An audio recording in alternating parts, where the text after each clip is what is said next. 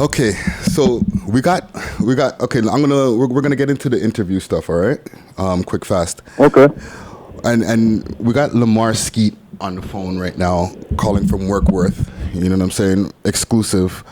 I wanted to speak with Lamar, and I sent him a message sent his people a message via Instagram, because there's been a lot of like attention that has been coming onto the story here, as far as like lyrics being used in court and different things like that, which has helped in, I guess, your sentence right now, right?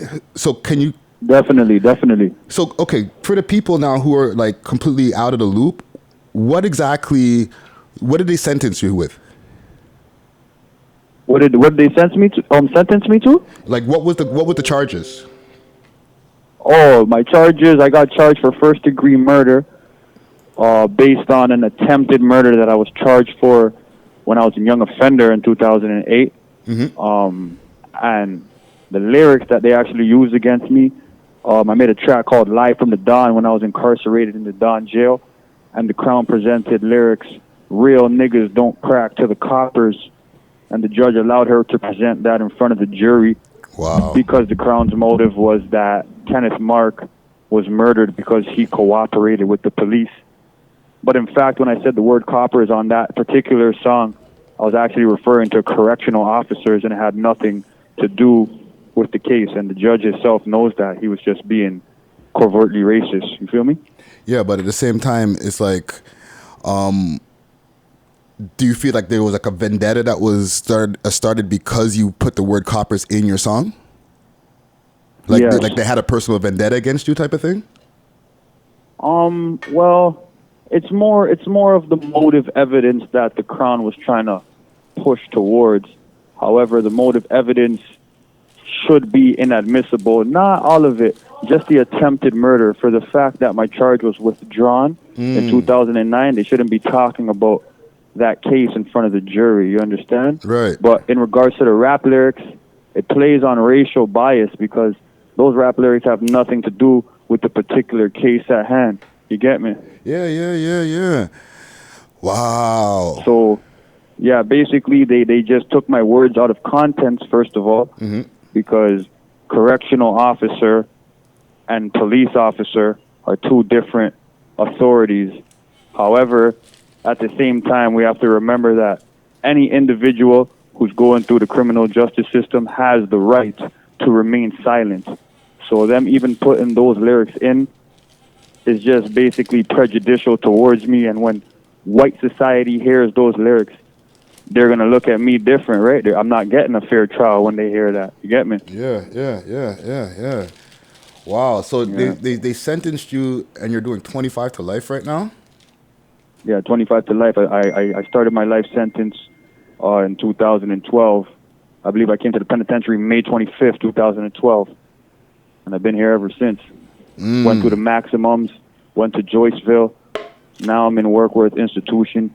It's a low medium. It's a little bit more calm over here. Yeah. I'm just doing the music thing, just trying to project positivity to the community, to the culture, you know what I'm saying, to hip-hop in general.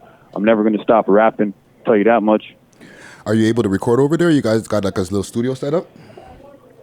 Yeah, we have a little music room over here, you know what I'm saying? So more times it's me and Heartless G, Zoom, salute Heartless G. Salute. And we're just working, you know what I'm saying? Just like a regular artist would work on road. We're just in and out the studio all the time, just making new music and just building. Yeah. Not giving up on our dreams, you feel me? Yeah. Wow, Yeah. man. Take me through a little bit of the scene, or the things that were going on inside. Like, you're in the box, right? And before you went in, like, they already had you detained, right? Before you got sentenced. While I was going to my trial? Yeah, like where were you doing your provincial? Oh, the Don jail, live from the Don. That's what it's all about. Live from the Don jail. I spent 28 months in the Don jail. That's why I even painted the picture of the Don jail through my lyricism. You feel me? Okay. Like, that's what we're talking about here. We're talking about a rap about the Don jail that the Crown Attorney introduced as evidence in front of the jury. I made this rap after I got charged for the murder about the Don jail. Has nothing to do with what's going on at trial. At the end of the day, I'm going to tell everybody this. I'm an innocent man. I did not murder Kenneth Mark. Rest in peace to Kenneth Mark. Condolences to his family and loved ones. You know what I'm saying? We have to remember that there's a life lost here at the same time. Facts. However, I'm not the person who killed Kenneth Mark. And for the fact that they're introducing evidence that has nothing to do with the specific crime at hand, that's a miscarriage of justice. Definitely. And everybody's entitled to a fair trial. So how come I'm not getting my fair trial? You feel me? Well, just the fact that this is a song that was written after the murder incident went down, and then they're trying to put. Sure, you're saying this is a track that was written while you were inside about nothing that has to do with the murder that went down.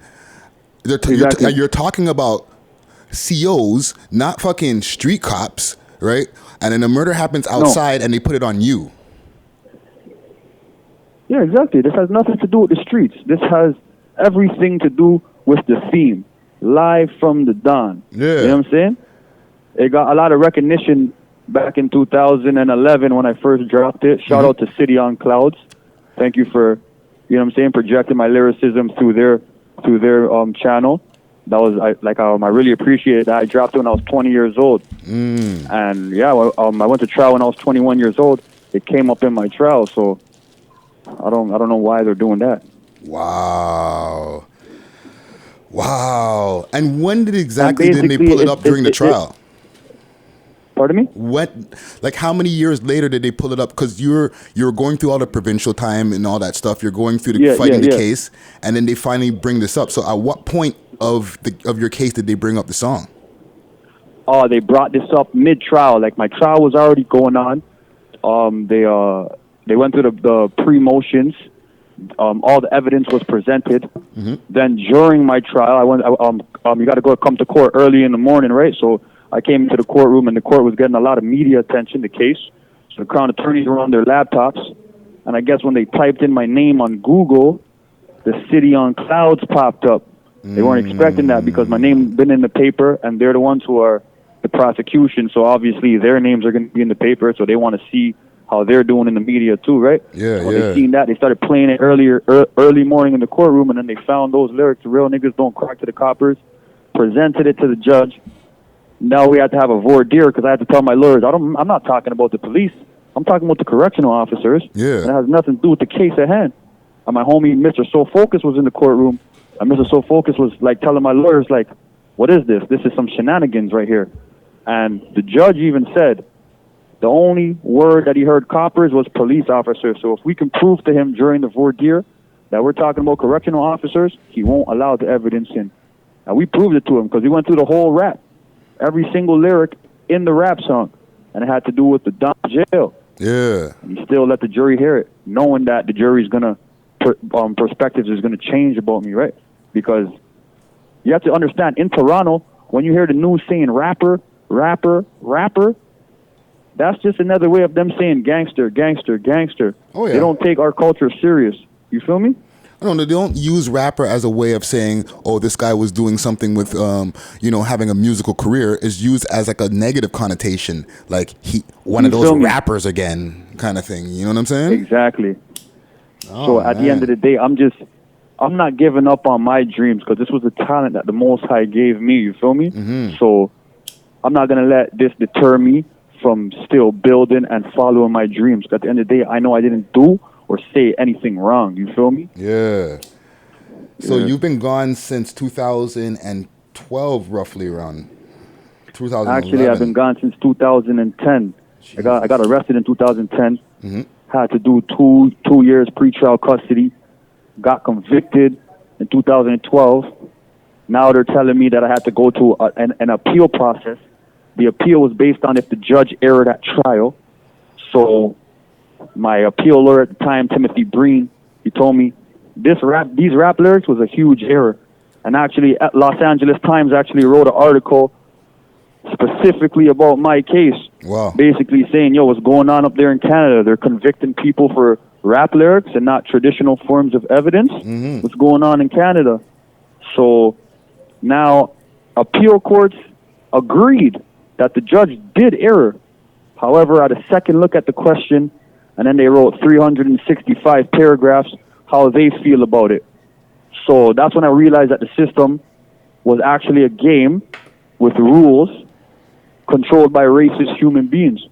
Now they say I got to go to Supreme Court. Supreme Court, you got to go on a national issue. That's the rule. Right. That's the third step I'm on. Last trial, last appeal. Now Supreme Court, you got to go on a national issue. Well, all right. Los Angeles Times wrote an article about it.